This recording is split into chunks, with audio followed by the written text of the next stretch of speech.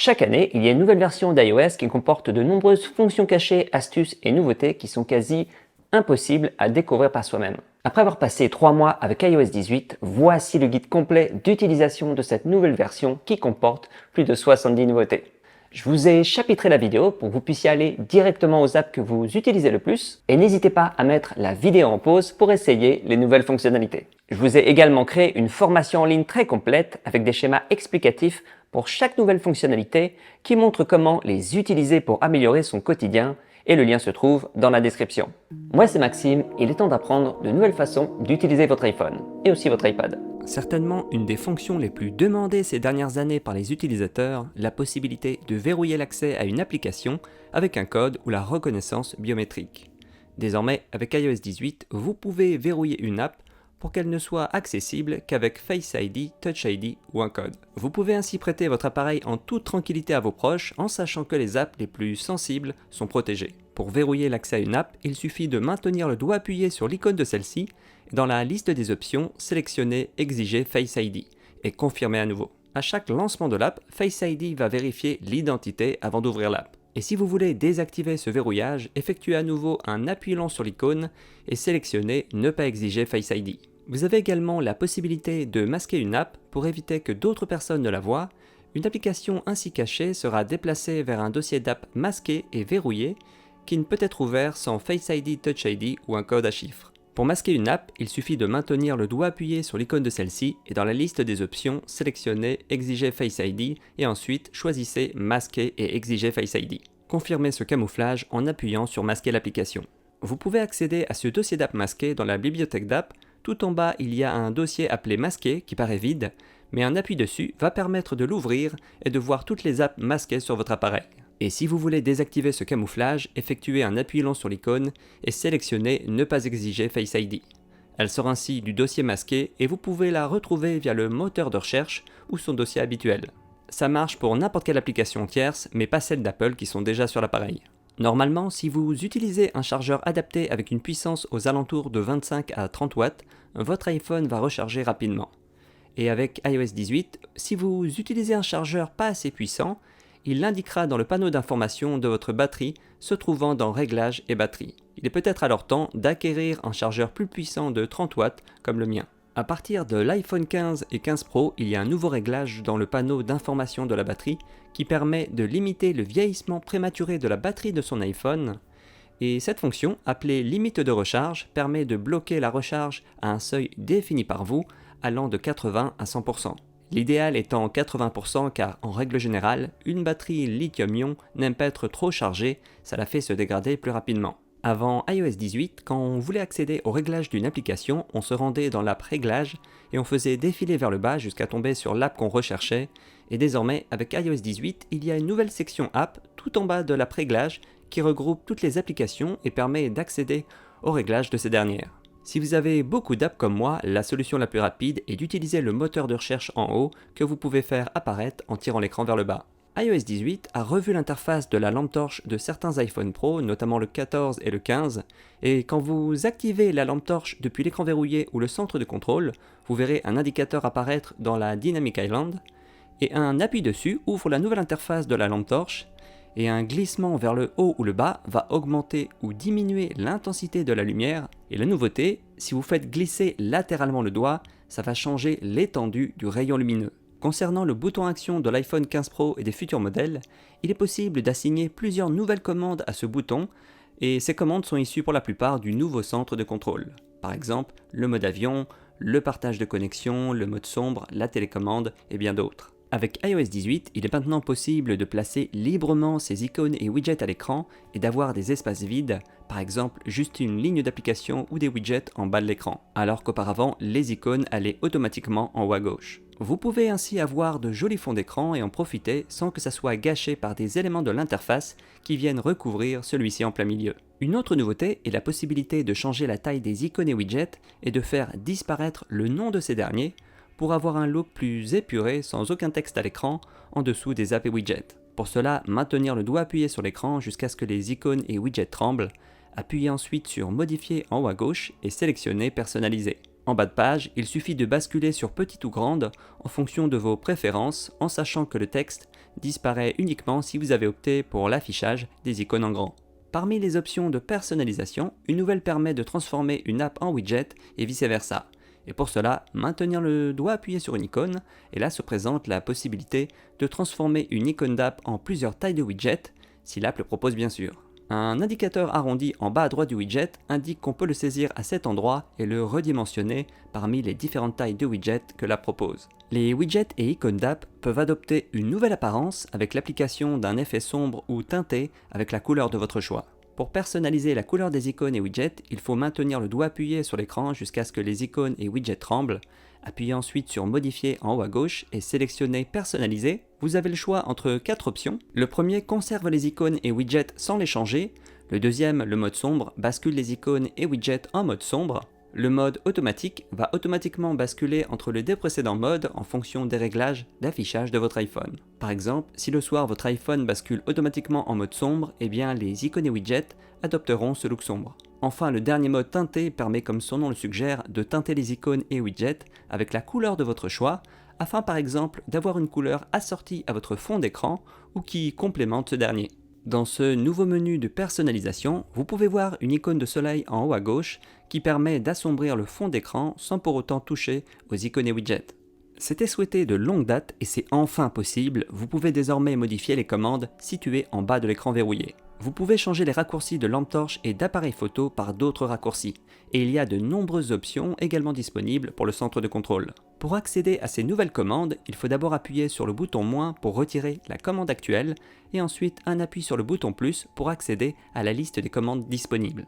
J'ai découvert qu'il est possible de mettre aussi un raccourci sur votre écran verrouillé pour lancer n'importe quelle application se trouvant sur votre appareil. Par exemple Instagram, votre app de courriel ou encore votre app de messagerie préférée comme WhatsApp ou Messages. Pour cela, il suffit juste dans les options de personnalisation d'aller dans la section raccourcis et de sélectionner Ouvrir l'app et choisissez celle que vous voulez dans la liste des apps installées sur votre iPhone. Il est aussi possible de retirer ces deux icônes pour avoir un écran verrouillé épuré qui rend très bien avec vos plus beaux fonds d'écran.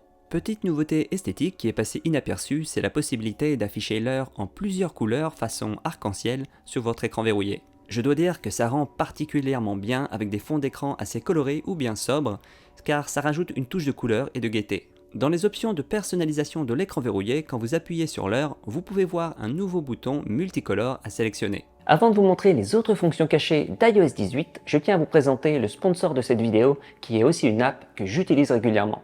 Il s'agit de Surfshark, un VPN multi-usage que j'utilise depuis plusieurs années pour par exemple protéger mon identité en ligne en ne dévoilant pas mes infos lorsque je m'inscris à un nouveau service en ligne. Pour cela, vous créez une identité fictive via leur générateur de données personnelles et d'adresses mail bidon qui renvoie vers votre véritable adresse. Surfshark, c'est aussi plein d'autres outils utiles comme un antivirus, une protection webcam ou encore un système d'alerte pour vous prévenir quand vos adresses email et infos de carte bancaire ont fuité sur internet. Et il y a toujours leur VPN réputé sur le marché que vous pouvez utiliser de plusieurs façons, comme regarder des contenus qui sont indisponibles en France sur vos services de streaming.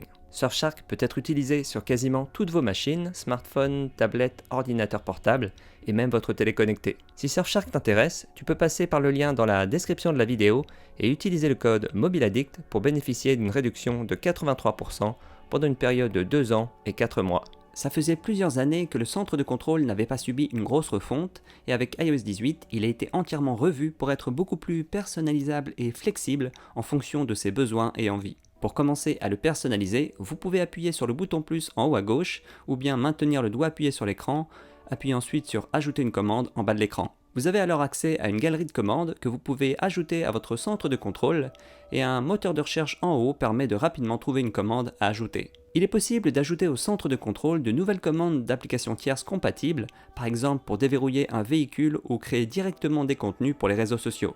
Il faut toutefois attendre que les apps soient mises à jour pour proposer cette nouveauté.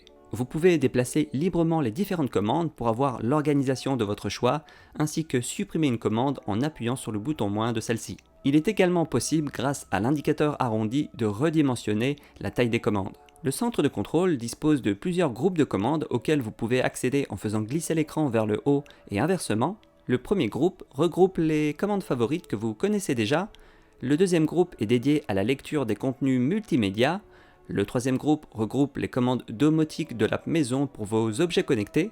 Et le quatrième groupe regroupe toutes les commandes de connectivité comme le Wi-Fi, Bluetooth, le partage de connexion, etc. Pour chaque groupe, vous pouvez retirer ou ajouter des commandes.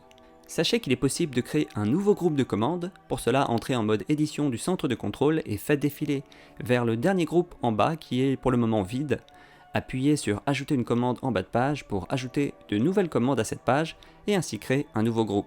J'ai remarqué l'ajout d'un nouveau bouton en haut à droite qui permet avec un appui de rapidement afficher l'écran d'extinction de votre appareil. A noter que vous pouvez aussi demander à Siri d'éteindre ou redémarrer votre appareil pour donner un coup de fouet au système. Une nouvelle fonctionnalité permet de limiter le mal des transports des passagers lorsqu'ils se trouvent dans un véhicule en déplacement.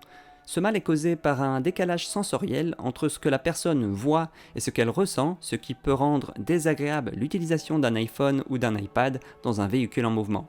Pour réduire ce mal des transports, une nouvelle fonctionnalité appelée indicateur de mouvement du véhicule affiche des points animés sur les bords de l'écran pour représenter les changements de vitesse du véhicule afin de limiter ce décalage sans interférer avec le contenu affiché. Vous pouvez la configurer de manière à s'activer automatiquement sur l'iPhone ou choisir de l'activer et la désactiver manuellement dans le centre de contrôle. Cette commande à ajouter dans le centre de contrôle se situe dans la section Vision et Accessibilité. iOS 18 apporte de nouveaux sons d'ambiance pour se relaxer, nuit et feu, et ces sons s'activent via la commande Son en arrière-plan dans le centre de contrôle. iOS 17 avait introduit une fonction permettant d'afficher des suggestions du texte prédictif pendant l'écriture d'un texte, mais c'était disponible uniquement en anglais. Et bien avec iOS 18, cette fonction est maintenant disponible en français. On peut ainsi voir des mots apparaître avant même d'avoir fini de taper le mot, et un appui sur la barre d'espace permet d'ajouter rapidement celui-ci et de faire gagner du temps. Si la suggestion ne vous intéresse pas, continuez d'écrire normalement pour l'ignorer. Alors, ça marche pas seulement pour les mots, mais aussi pour compléter des phrases. Votre appareil va apprendre de vos habitudes, et donc on peut rédiger encore plus rapidement. Cette fonction peut aussi effectuer des calculs et des conversions en entrant le signe égal. Vous parlez souvent plusieurs langues avec vos amis, par exemple le français et l'anglais. Auparavant, il fallait basculer sur le clavier français ou anglais pour avoir la correction automatique et les suggestions de mots dans la bonne langue. Eh bien réjouissez-vous car sous iOS 18, vous n'avez plus besoin de passer d'un clavier à un autre pour écrire dans la langue de votre choix. Il y a un clavier bilingue qui peut prendre en charge simultanément les deux langues. Ce clavier se configure dans Réglages général clavier et sur cette page, appuyez sur clavier. Pour configurer un clavier bilingue, il faut d'abord choisir une première langue en appuyant sur Ajouter un clavier et choisir par exemple le français. Ensuite, appuyez sur ce clavier français et sélectionnez Ajouter une langue. Il suffit de choisir la deuxième langue et votre clavier bilingue est prêt. Pour mettre l'accent sur un message ou juste animer une partie de votre message, il est désormais possible de lui ajouter un effet visuel. Pour cela, il suffit d'appuyer sur le bouton A en haut à droite du clavier pour appliquer un des 8 effets proposés. Vous avez le choix entre grand, secousse, explosion, floraison, petit, rebond, ondulation et sautillement. Toujours via ce même bouton, il est possible d'ajouter un format de style à son texte. Vous pouvez mettre votre texte en gras, en italique, le souligner ou bien encore le barrer. Il est même possible de combiner plusieurs formats ensemble. Il est maintenant possible de réagir au message avec n'importe quel emoji ou autocollant, alors qu'avant iOS 18, on était limité à juste 6 types de réactions. Quand vous maintenez le doigt appuyé sur un message et que vous faites un glissement vers la gauche, vous pouvez utiliser tous les emojis. Un certain nombre d'entre nous attendaient cette possibilité, celle de pouvoir programmer l'envoi d'un message à un moment spécifique choisi par nous. Une fois le message écrit, il suffit d'appuyer sur le bouton plus et dans la liste des options, sélectionnez Envoyer plus tard. Choisissez le jour et l'heure d'envoi en sachant que vous pouvez programmer un message jusqu'à 2 semaines à l'avance et valider en appuyant sur la flèche bleue. Vous pouvez annuler un message programmé, l'envoyer tout de suite ou encore modifier l'horaire. Désormais, avec iOS 18, quand vous collez un lien web de réseau social ou autre, vous verrez un aperçu qui s'affiche avant l'envoi, alors qu'auparavant cet aperçu ne s'affichait qu'après l'envoi. Au moins, cela permet de s'assurer que ça s'affiche correctement avant l'envoi. Message par satellite dans iOS 18 permet aux utilisateurs d'envoyer des messages à leurs proches directement depuis leurs conversations iMessage et SMS quand ils n'ont ni connexion cellulaire ni Wi-Fi. Lorsqu'ils sont hors réseau, les utilisateurs peuvent envoyer des messages sécurisés par satellite directement à partir de l'app Message.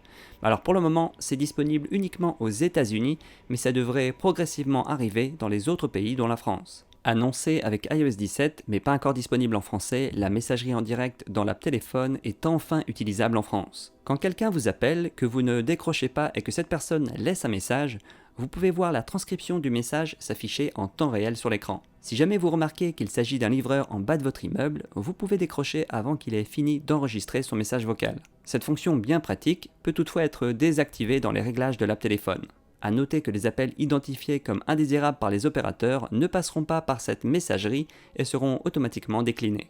Voici une nouvelle fonction très attendue et qui va faire son apparition avec iOS 18.1, la possibilité de pouvoir enregistrer une conversation téléphonique.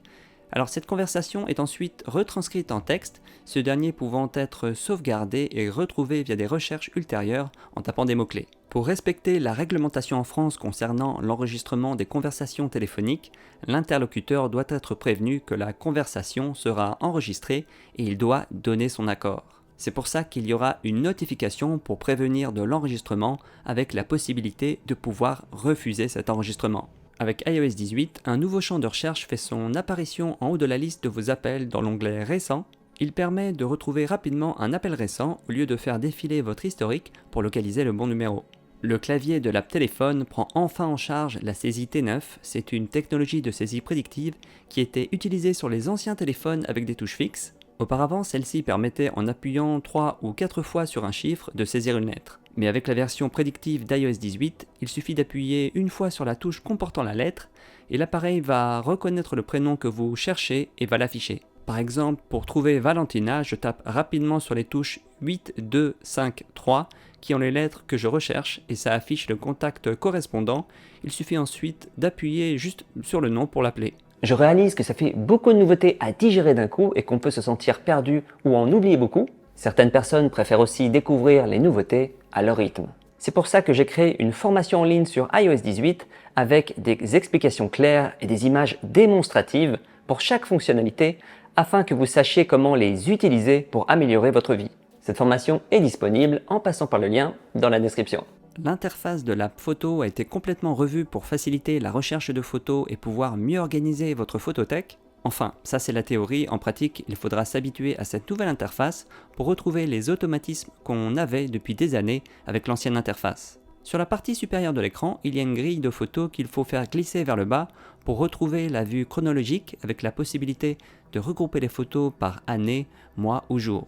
Et quand vous arrivez à la fin de la vue chronologique et que vous la faites glisser vers le haut, vous retournez à la page d'accueil de l'application photo. En bas de cette grille, il y a différentes collections qui organisent vos photos en fonction des jours récents, des personnages et animaux, des voyages ou encore les albums créés par vous. Un appui sur une collection permet d'afficher ce qu'elle contient et d'aller plus en détail dans celle-ci, par exemple pour accéder à l'ensemble de vos albums. Il est possible de personnaliser sa photothèque en appuyant sur le bouton personnaliser et réorganiser tout en bas de l'app. Vous pouvez déplacer les différentes collections pour mettre celles que vous utilisez le plus souvent en haut de liste pour qu'elles apparaissent en haut de l'application et celles que vous utilisez le moins en bas de liste. Si vous décidez qu'une collection est inutile, il suffit de la décrocher pour la retirer de la page d'accueil. Grâce à la section collections épinglées, vous pouvez regrouper vos collections préférées au même endroit afin de pouvoir y accéder rapidement. Par défaut, celle-ci propose les favorites, enregistrées récemment, plans, vidéos et captures d'écran. Pour choisir ses propres collections à ajouter et retirer celles dont vous n'avez pas besoin, il suffit d'appuyer sur Modifier, puis d'ajouter ce que vous voulez en appuyant sur Collection ou Album tout en bas. Je conseille de mettre cette section tout en haut de l'app photo, juste en dessous de la vue chronologique, ça vous fera gagner du temps. À l'occasion de la refonte de l'app photo, Apple a revu la section Autres pour y intégrer de nouvelles catégories d'images. Au lieu d'être limité aux importations doublons, masqués et récemment supprimés comme dans iOS 17, la section Autres de l'app intègre toutes les catégories suivantes: masqués, supprimés récemment, doublons, reçus, écriture manuscrite, illustration, code QR, enregistré récemment, affiché récemment, modifié récemment, partagé récemment, documents, import et plan. Et ces nouvelles catégories d'images vont permettre de retrouver plus rapidement ce que vous cherchez. iOS 18 améliore la fonction de recherche de l'app photo. On peut désormais effectuer des recherches en langage naturel et être plus spécifique dans les termes de recherche. Par exemple, rechercher une personne spécifique en train de manger, qui porte une robe rouge ou promène un chien en laisse. Il suffit de décrire la photo dont vous vous souvenez et l'app va la retrouver en se basant sur votre description. Après la mise à jour vers iOS 18, l'app photo doit indexer votre photothèque pour que la fonction de recherche marche correctement et cette indexation peut prendre pas mal de temps en fonction de la taille de votre bibliothèque. Il est maintenant possible de mettre un enregistrement vidéo en pause, puis ensuite de relancer l'enregistrement quand par exemple le sujet est revenu dans le cadre. Il y a un bouton pause qu'il suffit d'appuyer pour mettre l'enregistrement vidéo en pause et un nouvel appui va continuer l'enregistrement toujours dans la même vidéo. Il y a un nouveau réglage pour l'app appareil photo de l'iPhone qui permet de continuer à écouter sa musique ou un podcast tout en filmant quelque chose avec son iPhone. Si le contenu audio est lu via le haut-parleur de l'iPhone, il sera alors enregistré en mono dans la vidéo. Ce réglage s'active dans l'app Réglages, puis dans la section Appareil photo Son de l'enregistrement, et sur cette page, activez l'option Autoriser la lecture audio. Il n'y a qu'une seule nouveauté dans l'app météo avec iOS 18, c'est le détail des polluants, ainsi que leur concentration dans l'air, et pour les consulter, il suffit d'aller sur une ville, puis d'appuyer sur la section Qualité de l'air, et sur cette page, vous pouvez voir en bas les détails des polluants. L'application Mail s'améliore progressivement avec les années, et avec iOS 18, elle gagne plusieurs nouvelles fonctionnalités. La première nouveauté qui arrivera d'ici la fin de l'année est l'ajout de catégories pour organiser vos messages et les filtrer rapidement. Il y aura notamment une catégorie principale qui affichera les emails les plus importants et ceux provenant de personnes que vous connaissez comme des proches ou des collègues. Il y aura d'autres catégories pour classer vos emails, comme transactions pour les reçus et les confirmations de commandes, une autre catégorie appelée publicité pour les messages marketing et de vente, et une dernière catégorie alerte pour les newsletters et le reste. L'app Mail proposera aussi une nouvelle présentation condensée qui va regrouper tous les emails provenant du même expéditeur. Vous pourrez voir des extraits de messages comme des reçus, des emails publicitaires ou des newsletters regroupés par adresse d'expédition. Vous saviez ce qui manquait dans l'app Calendrier? Les rappels. Eh bien, c'est de l'histoire ancienne. Avec iOS 18, l'app Calendrier intègre désormais les rappels, ce qui fait qu'on peut avoir une vue de nos événements et des tâches à accomplir dans un seul et même endroit, au lieu d'avoir à jongler entre les deux applications. C'est vraiment top de pouvoir afficher tout ce qu'on a à faire dans la journée depuis une seule et même app. Il est possible directement depuis l'app Calendrier de marquer comme accompli des rappels en appuyant sur le cercle à gauche de la tâche. Vous pouvez aussi créer et modifier un rappel ou un nouvel événement du calendrier en appuyant sur le bouton plus en haut à droite. Si vous n'aimez pas avoir les rappels dans votre calendrier, sachez que vous pouvez les masquer. Il suffit d'appuyer sur calendrier en bas, puis sur la prochaine page, de décocher la case rappel programmé. Désormais, quand une tâche comporte plusieurs sous-tâches, elles seront affichées en dessous de celle-ci, et un appui sur ces dernières permet de les afficher pour prendre connaissance des sous-tâches à effectuer. iOS 18 ajoute une nouvelle liste suppression récente en bas de l'app Rappel, et celle-ci montre les tâches récemment supprimées et qui disparaissent définitivement après 30 jours, un peu comme les photos supprimées. Et ça permet de retrouver et rétablir une tâche effacée par erreur. iOS 18 ajoute 3 nouveautés au navigateur Safari. Dans un premier temps, les 2 premières seront disponibles uniquement en anglais, mais elles arriveront dans le futur en français aussi. Et on croise les doigts pour que ça soit avant iOS 19.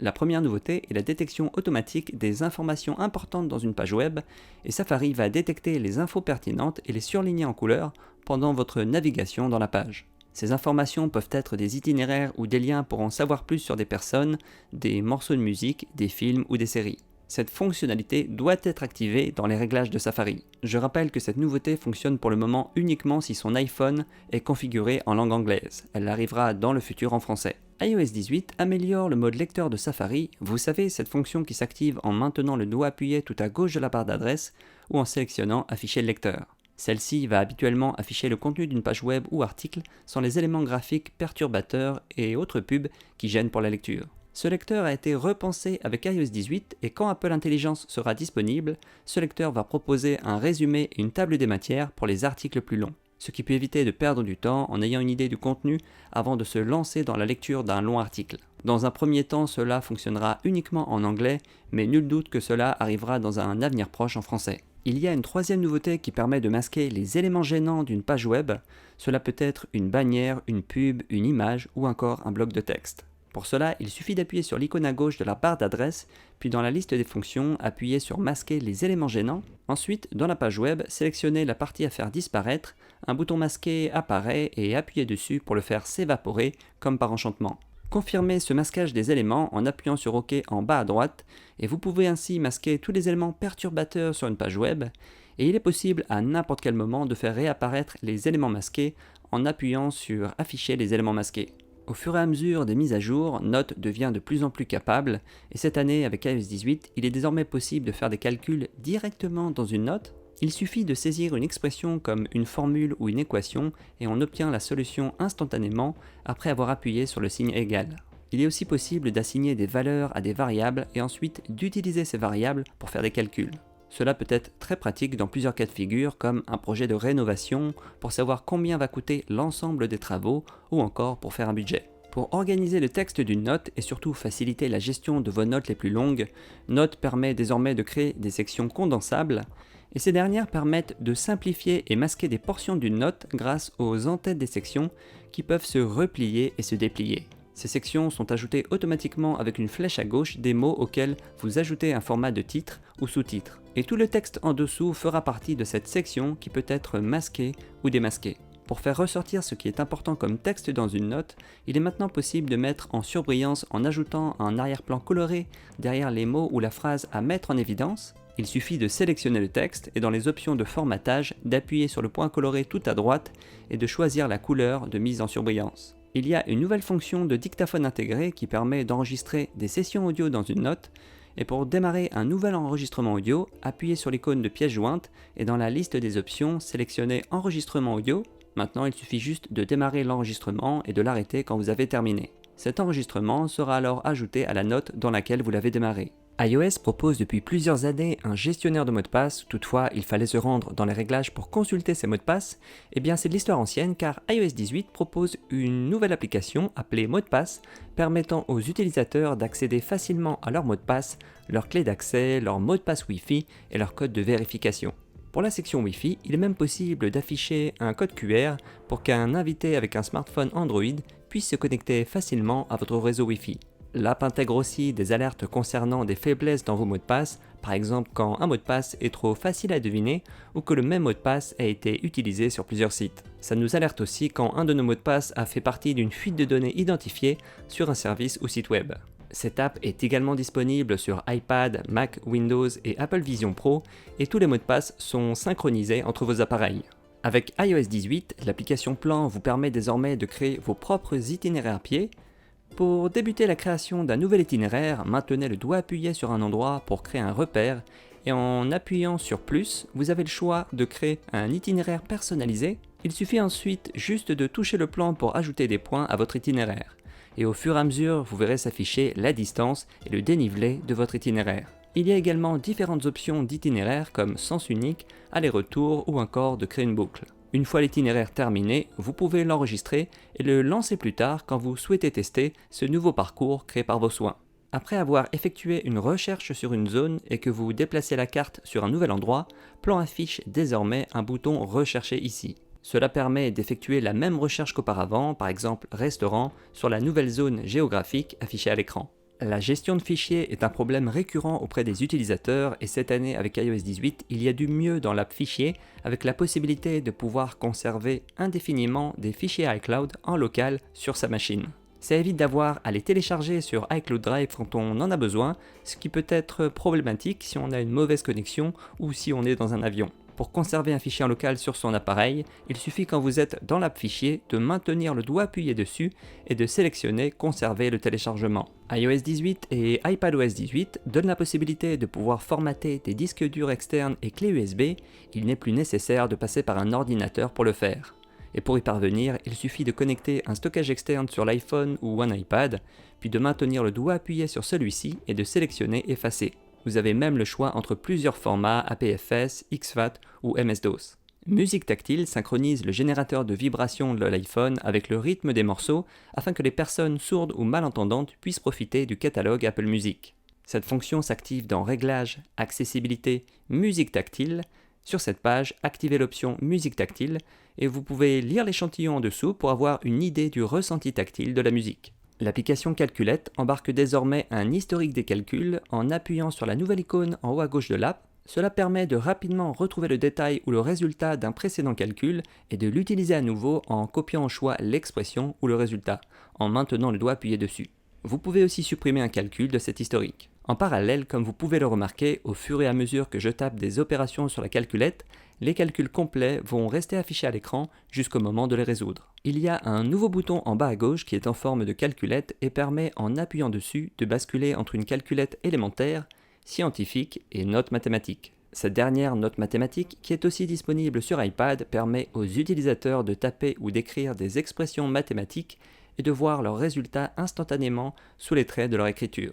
Ils peuvent aussi assigner des valeurs à des variables lors de l'apprentissage scolaire de nouveaux concepts, en calculant un budget et plus encore. Enfin, une dernière option permet d'activer un convertisseur d'unités, et cela permet de rapidement convertir des longueurs, des poids ou encore des devises. Et c'est pratique pour connaître l'équivalent en euros d'un prix annoncé en dollars.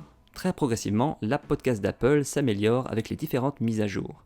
Avec iOS 18, il est désormais possible de partager un épisode de podcast à un moment précis, ce qui est utile pour partager à un proche un moment intéressant dans un long podcast. Pour cela, appuyez sur le bouton avec les 3 petits points, puis sur Partager l'épisode. En dessous du nom de l'épisode, appuyez sur Depuis le début et sélectionnez à partir de, et validez en appuyant sur OK. Choisissez enfin la personne à qui vous souhaitez partager ce moment précis de l'épisode. L'app affiche désormais les chapitres d'un podcast lorsque vous parcourez un épisode en cours de lecture, ce qui facilite la navigation dans le contenu audio. Il suffit de faire glisser le doigt sur la piste audio pour voir les différents chapitres. Bien évidemment, le propriétaire du podcast en question doit supporter les chapitres pour que cela fonctionne dans l'app. Dans le registre de la personnalisation, il est enfin possible de renommer Siri et de remplacer l'obligation de dire Siri par ce nouveau nom pour invoquer l'assistant vocal. Pour cela, allez dans l'app Réglages, puis dans Accessibilité et appuyez sur Raccourcis vocaux. Ensuite, sélectionnez Configurer les raccourcis vocaux, puis appuyez sur Continuer. S'affiche ensuite la liste des actions et pour trouver la bonne dans le moteur de recherche, entrez Siri et sélectionnez Siri dans la section Système. Donnez le nouveau nom de votre choix à Siri et énoncez celui-ci 3 fois, et une fois que c'est fait, validez le changement en appuyant sur Continuer. Vous pouvez maintenant dire le nouveau nom de Siri, puis ensuite votre requête vocale.